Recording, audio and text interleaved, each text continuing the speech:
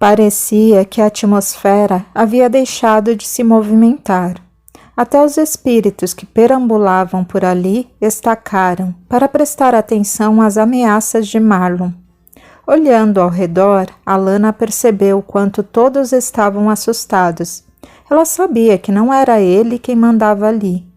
Mas fosse quem fosse, o deus do submundo, parecia óbvio que Marlon não o temia. Em meio ao tenebroso silêncio que se alastrou pelas trevas, Alana ouviu Shayla gemer.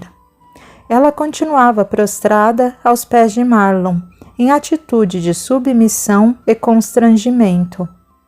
Notando que as atenções de Alana haviam se voltado para a antiga serva, Marlon, com um chute, obrigou-a a deitar-se com o rosto colado ao chão e colocou o pé sobre sua cabeça, dominando-a inteiramente. Solte-a, por favor, pediu Alana suavemente, mas com firmeza. Quero falar com ela. O olhar incisivo de Alana deixou Marlon intimidado. Havia nela uma força que ele não estava disposto a enfrentar. Mesmo assim, não permitiu que a expressão de seu rosto se alterasse. Mantendo o ar aterrador de sempre, levantou o pé e chutou a coleira, colocando Shayla novamente de joelhos. Ela é toda sua, anunciou ele, emprestando à voz um tom mais gutural do que comumente usava.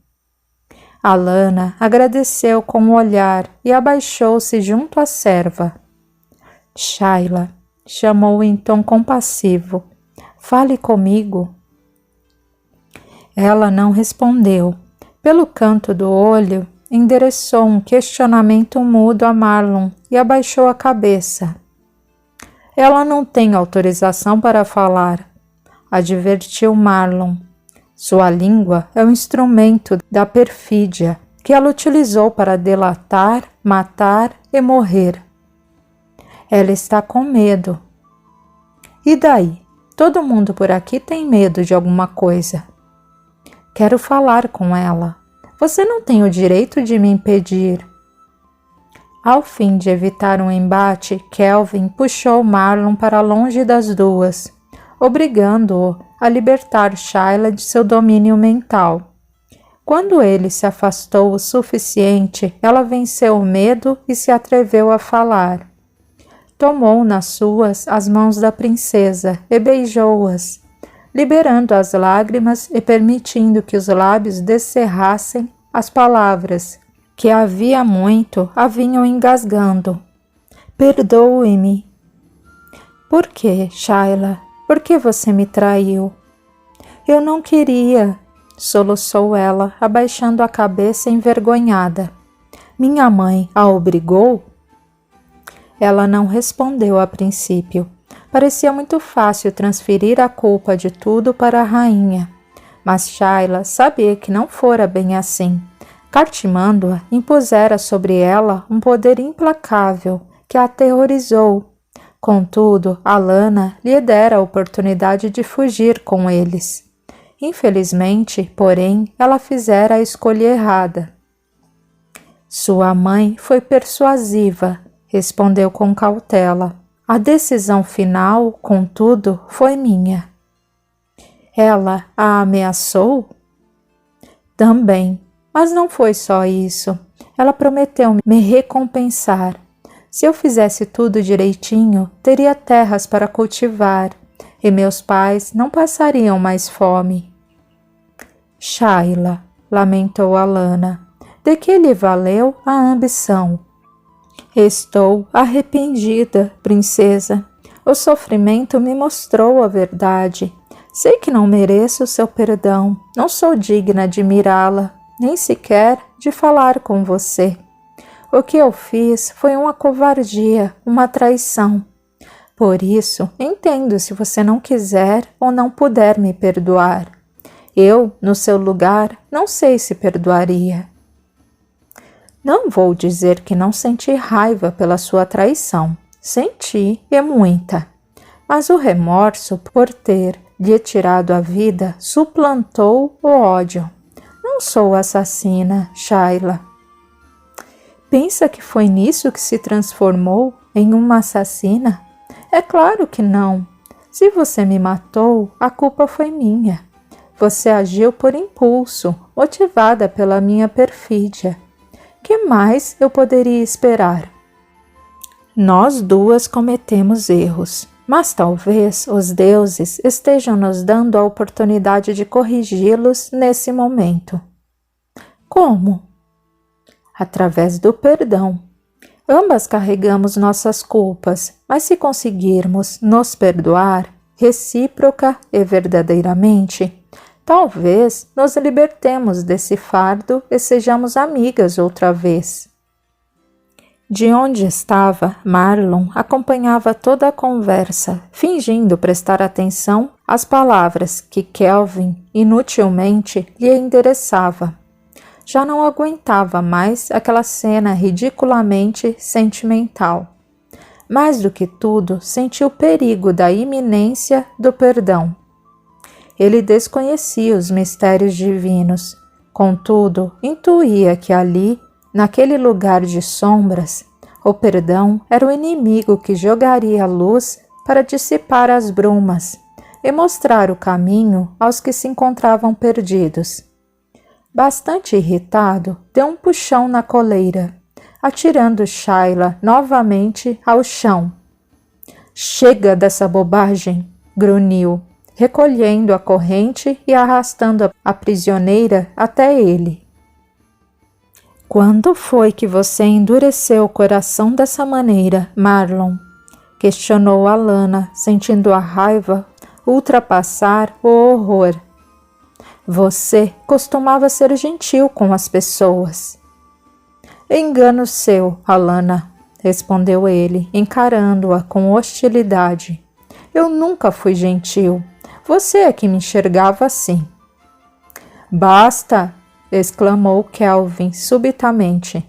Já é hora de ambos superarem os ressentimentos. A vinda de Alana aqui tem um propósito. E você está se distanciando dele, Marlon. Que propósito? Alana quis saber, deixando de lado suas divergências com Marlon. Está vendo aqueles vultos ali? Indagou o druida, apontando para dois espíritos que confabulavam mais adiante. Prometi algo a eles, em troca da rendição de Marcos Tito. Como assim? São eles os encarregados de induzir nosso amigo romano a tomá-la como amante e pupila. Um tanto envergonhada por ter seus planos revelados na presença de Marlon, Alana olhou para ele de soslaio, esperando uma recriminação. O ex-noivo, contudo, não dava mostras de se importar, embora, no silêncio de seu coração, alimentasse um ódio desmedido pelo romano. O que eles querem? Tornou ela, procurando não se deixar magoar pela indiferença de Marlon. Você já não lhes pagou? Dei a eles uma oferenda, mas prometi algo muito maior. O quê? Um sacrifício de sangue. Ótimo, cortou ela com pressa. Mate um boi ou um cabrito. Ou eles querem o sangue de uma pessoa. Além de eu não gostar disso, você sabe que estamos proibidos de fazer sacrifícios humanos. Ainda mais porque costumamos usar nossos inimigos, observou Marlon em tom mordaz. E os maiores inimigos que temos no momento são os romanos. O que você quer que eu faça, Kelvin? Já disse que os sacrifícios estão proibidos. Você sabe disso melhor do que ninguém. Nenhum romano precisa testemunhar nossas práticas, observou Marlon com irritação. Mas, se eles descobrirem, talvez adotem medidas duras de repreensão, ponderou Alana. Não quero que nosso povo sofra mais do que já vem sofrendo. Há uma outra maneira, considerou Kelvin. Que maneira? Eu posso arranjar, digamos, um pequeno acidente para nos livrar de mais um inimigo, inclusive. Que inimigo? Marva. Marva? Ela é falsa e está a serviço da rainha. Não sei, Kelvin, não sou assassina, não quero matar ninguém. Você já matou antes, lembrou Marlon maldosamente, e depois não é ninguém importante. O que pode acontecer se não lhes dermos o sangue? Perguntou ela com curiosidade.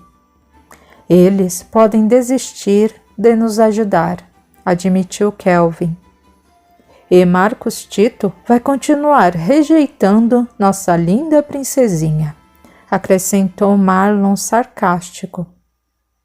Você não se importa, Marlon? Tornou Alana, sem saber o que doía mais, se a indignação ou a decepção. Não o incomoda o fato de que vou me deitar com quem você mais odeia? Um romano? Se esse é o preço da nossa liberdade, então que seja, afirmou Marlon, evitando contato com os olhos dela. Todos temos que fazer sacrifícios. Não entendo, Marlon. Qual o seu interesse em tudo isso? Você agora não pertence mais ao mundo dos vivos. De que lhe adianta expulsar os romanos de uma terra na qual você não poderá mais viver? Não é porque morri que meu ódio se aplacou. Ao contrário, odeio-os ainda mais e farei o que puder para interferir no mundo corpóreo e levar minha vingança até o fim. Então, foi nisso que se transformou em vingança? Você não quer libertar nosso povo, quer se vingar dos responsáveis pela sua morte. Que diferença isso faz? O que importa é eliminar o invasor. Homens, mulheres e crianças, nenhum romano há de continuar respirando o ar que nos pertence. E depois, não é você quem vai executar o plano, cortou Kelvin, temendo que a ira de Marlon desviasse Alana de seu real objetivo. Na verdade, princesa, você nem vai saber que a morte de Marva terá caráter ritualístico. Como não, se você está me contando isso agora? Você está dormindo, princesa. Ao acordar, esses momentos vão parecer resquícios de um sonho. Pouco desta nossa conversa ficará retida na sua memória. Isso não está certo, Kelvin. Você disse que sua magia faria Marcos Tito se apaixonar por mim. Não falou nada sobre matar alguém. Eu não contava com a lealdade dele a Roma. É um sentimento tão forte que funciona como uma espécie de escudo que o protege das investidas dos espíritos. Ele arde de desejo, mas resiste, porque compreende o risco que poderá correr. E mesmo que venha a ceder, se não alimentarmos estes espíritos, eles cessarão o processo obsessivo, e com o tempo o feitiço enfraquecerá, e Marcos se libertará de seu domínio. E isso não é de nosso interesse, é? Completou Marlon, olhando-a com um ar de sádico divertimento. Os espíritos que atenderam ao meu chamado não são criaturas do bem, prosseguiu o druida. São seres das sombras, que se alimentam da energia de vida que o sangue contém. Isso faz com que eles se sintam vivos também. É uma ilusão, mas essa ilusão os entorpece e lhes dá prazer. Se eu não lhes der o sangue prometido, todo o trabalho de aprisionamento invisível que fizemos com Marcos terá sido inútil. A verdade, Alana, é que essa magia envolve muita gente. esclareceu Marlon, interrompendo Kelvin abruptamente. O pagamento não é apenas para os espíritos, que são meros trabalhadores.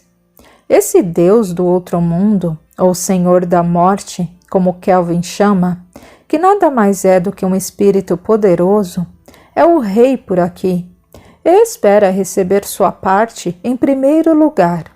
Ele fica com o quinhão maior, e se você não pagar a dívida de sangue, os servos não recebem praticamente nada. Se não recebem, não executam o serviço direito, entende? Eles não conseguem levar a tarefa a termo, porque ficam enfraquecidos, pois o sangue que foi prometido serve de alimento para eles também. Então, sem sangue, sem forças. Sem forças, sem executor. Sem executor, sem magia. Compreendeu? Não sei se compreendo muito bem. Não seria o caso de o rei abrir mão de sua cota e dividir o que já ganhou com os servos? Marlon gargalhou e respondeu cinicamente. Se fizer isso, ele não apenas dará mostras de fraqueza, como poderá enfraquecer de verdade e, consequentemente, perder o posto de rei. Mas, se nosso objetivo é uma guerra, eles certamente obteriam muito mais sangue nos campos de batalha. Tenho certeza de que Morrigan não se importaria de dividir o sangue com eles. Sim, princesa, mas isso ainda pode demorar. E eles reclamam o pagamento para agora, alertou Kelvin. Não é conveniente fazê-los esperar. Eu bem lhe disse para não contar nada a ela, recriminou Marlon. Mas você insistiu em colocá-la a par de tudo, e isso apenas servirá para deixá-la contrariada, Alana, porque Marva vai morrer, quer você queira, quer não.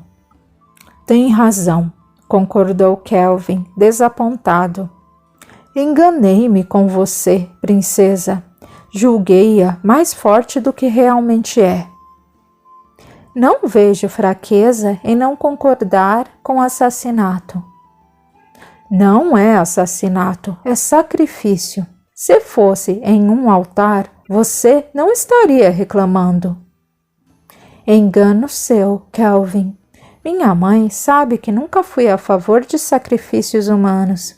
Embora não ache certo, os que sacrificávamos nunca eram de nossa gente, mas inimigos capturados e vencidos. Marva pode ser desleal, mas é uma de nós. Isso agora está fora de seu alcance. Ao acordar, você nada poderá fazer para nos impedir. Já entendi, admitiu ela a contragosto, mas tenho uma exigência a fazer. Que exigência?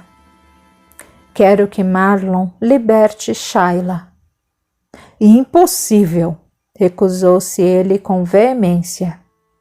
Marlon, por favor, intercedeu Kelvin mais que depressa. De que ela lhe serve? É uma infeliz, uma inútil, um peso para você, que vive arrastando essa corrente por aí. Por que não se livra desse fardo? Já disse que não, teimou ele. Esse é o meu preço para fazer o que pedem, insistiu Alana.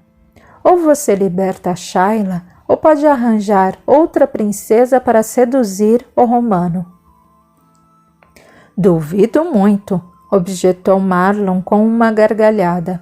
Quando acordar, você vai se esquecer deste encontro, e tudo prosseguirá como deveria. Quer apostar que não? Alana voltou-lhe as costas, pondo-se a caminhar firmemente, acompanhando o cordão prateado que lhe servia como caminho. Depois de alguns passos, ouviu a voz frenética e apressada de Marlon. Está bem, pode levá-la. É um inútil, não serve para nada mesmo. Nesse exato instante, os elos da corrente se romperam. caindo ao chão com um ruído metálico. Vendo-se livre, Shaila correu para Lana, atirando-se a seus pés. Obrigada, princesa, choramingou. De hoje em diante serei outra pessoa. Vou me tornar boa, vou sair daqui e ajudá-la a vencer seus inimigos. Vá embora, rugiu Marlon, puxando-a pelos cabelos. Já conseguiu o que queria, agora deixe a mim e a Lana em paz. Vá, Shaila, aconselhou a Lana. Procure uma saída, liberte-se de tudo isso. Como? Concentre-se, orientou Kelvin baixinho em seu ouvido. Se você for sincera no seu arrependimento e pedir ajuda, o caminho da saída se abrirá. Depois, algum espírito deverá vir buscá-la, e você poderá segui-lo se quiser. Assustada, Shaila se levantou aos tropeços, deu um último olhar para Lana, transmitindo-lhe toda sua gratidão, e correu, escuridão adentro, deixando a princesa a se questionar se um dia a veria novamente. Depois que ela se foi, a Lana fixou-se em Marlon, que a fitava com desconfiança. Não sabia mais o que pensar a seu respeito. Só o que sabia é que não confiava mais nele. Mesmo em espírito, ele ainda conseguia intervir na vontade dos vivos, o que poderia ser um problema. Mas ela não queria pensar em nada disso. Naquele momento, desejava apenas desaparecer daquele lugar horrível. Sem se despedir, agarrou o cordão de prata ligado a seu ventre e entrou na escuridão, exatamente como Shaila havia feito momentos antes. Não olhou para trás, contudo, sabia que Kelvin não a seguia. Sentiu-se sozinha. Mais do que uma sensação, teve a certeza de que estava sozinha. Não porque não tivesse a companhia dos seus, mas porque parecia ser a única a não permitir que o ódio a transformasse em alguém cruel e implacável, lutando por sangue em lugar de justiça.